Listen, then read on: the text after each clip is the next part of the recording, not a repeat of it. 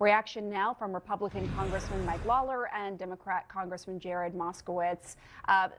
Great to see you both. You both signed this letter along with 30 other House members promising to make a peaceful transfer of power happen after this year's election. Quote, after this election, America will have the rule of the mob unless the common sense majority stands up. So I want to start with there. I want to get to the fact, gentlemen, that there are still concerns over this and what could happen after the election. I want to start with you, Congressman Lawler, and get your reaction to what GOP Senator Markwayne Mullin told me yesterday on this show. Back in 2021, he was in the House and he voted against certifying the election results. And I asked him about that yesterday. Here's what he said. If Trump loses and every state certifies the results of their election, will you accept a peaceful transfer of power? You know, it's hard to say what you're going to do and what you're not. It doesn't matter if the Republicans win or if the Democrats win. Both parties are probably going to cry foul. What is your reaction to that? And would you encourage your fellow Republican across the aisle and others to sign on to this letter? Look, obviously, this is a letter that I was proud to sign on to and support. The peaceful transfer of power is paramount to our government. It's what sets the United States apart from many countries around the globe. And I think for me, you know, I leave it up to the voters. The voters will decide the outcome of this election. There is so much at stake, from the affordability crisis plaguing our country to the crisis at our southern border to the international crises that we're dealing with. But ultimately, it's a decision that the voters will make. And it's our job as members of Congress to accept that. And to certify the results of the election. And so I absolutely commit to doing that. I think what happened on January 6th, 2021 was wrong. It never should have happened. Joe Biden won the election. The election should have been certified. In the same way that in 2017, you know, when people like Jamie Raskin voted against certification, it was wrong. We should be leaving it up to the voters to decide the outcome of our elections at the ballot box.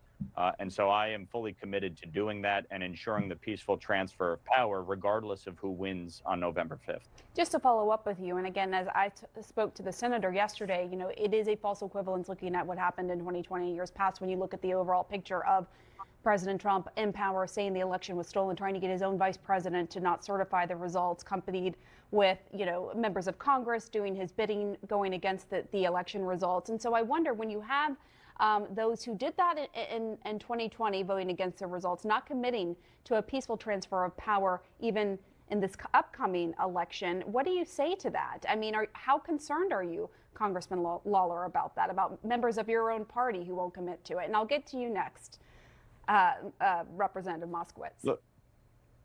Look, anytime we have elections, people have every right to go to court, raise concerns, raise issues. But once the court adjudicates those concerns and the election is certified, you have to accept the results.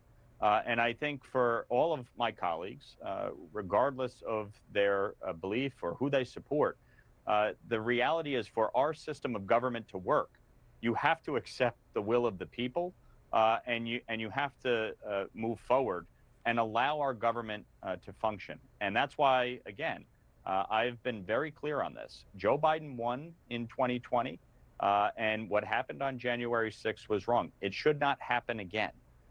If the American people decide to support Donald Trump, I will certify the elections. If they decide to support Kamala Harris, I will certify the election. And I think all of us have a responsibility as elected officials to uphold that, the rule of law, and our election results. Congressman Moskowitz, what if Trump wins? Will all the Democrats support the election results? No, thank you. Thank you for talking about this. And I was happy to sign the letter as well with my colleague, Congressman Lawler, and many others. And the answer is yes. If the 50 states, which is what the question was, the senator to the senator, if the 50 states certify the election, will you vote for it? The answer for me is yes. And the answer from him should have been yes, but instead he chose weakness. And what I mean by that is he's just playing around with it, right? Because that's the partisan thing to do, right? Right now is the time for courage, when members should say, if the 50 states certify the election, we're nearly there for process. We're not there to put our thumb on the scale. So every Democrat, if the 50 states certify the election, should vote if it's Donald Trump. And every Republican, if certify the election, the 50 states do it, should vote if it's Kamala Harris. This idea that all of a sudden we're not going to vote to certify the election is ridiculous. And so that's why this letter, I think, was important. It takes no courage to do what Mark Wayne Mullen said on that program. You know, doing the bipartisan thing, doing the thing for the country. You know, that's the thing right now that takes courage in politics. He's just saying what a small group of people want to hear. I'm wondering, how many rejections are you getting? Are you going to other members of Congress? Are you going to people like Senator Mullen and asking them to sign on to this letter? Are you getting rejections, Congressman Lawler? Well, I don't have to ask him to sign on the letter. I don't have to ask him to sign on the letter. We heard his opinion on television, right? His television is, well, maybe if, but that. You know, who knows? Is it going to be on a Tuesday, a Thursday? I mean, what did I have for breakfast? I mean, there was all sorts of caveats. The question was simple. If all 50 states certify their election, will you vote for it? Right? And so at that point, the answer is yes. Look, I agree with Congressman Lawler. Democrats shouldn't do this either. Right? I'm voting against Donald Trump. I don't want Donald Trump to be president. But if the states certify that and he wins, then my job is there to hold up democracy. My job is not to inject partisan politics and go against the will of the voters and go against the will of the 50 states that certified it. And no campaign should be advocating, by the way, like they did in 2020, for an alternative slew of electors. Right? This is just totally dangerous, and it's going to take Democrats calling out Democrats and Republicans calling out Republicans to make sure that we don't go down this dangerous path. Congressman Lawler, very quickly, I just want to ask you, and I want to hear what you have to say, but does it concern you that Donald Trump continues the same playbook with saying this upcoming election will be rigged if he loses? So first, I can't speak to which members, signed, refused to sign. This was born out of the Problem Solvers Caucus, of which I'm a proud member of, and we've worked in a bipartisan way to show bipartisan support for certifying the election and showing up on January 20th, 2025 for the inauguration, whoever wins. With respect to the former president's, continued comments, look, my advice is focus on the future. The American people are dealing with significant challenges. The cost of living, the cost of groceries, energy, housing has gone up exponentially under Kamala Harris and Joe Biden. A crisis at our southern border. Over 10 million migrants have come into the U.S., most of them illegally, 90% released into the country. Municipalities like New York City buckling under the weight of it, spending billions of dollars to provide free housing, clothing, health care, education. Eric Adams saying it's destroying the city. And then one international crisis after the next.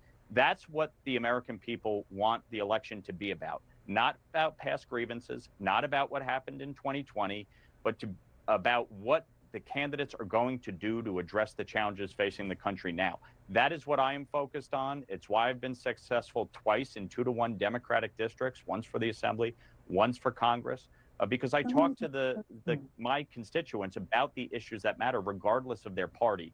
And I think that's what Americans are looking for. They want people to solve the problems facing them. All right, Democratic Congressman Jared Moskowitz and Republican Congressman Mike Lawler, really important conversation from both of you, and I appreciate you coming on the show and discussing it together. Thank you. Thank you.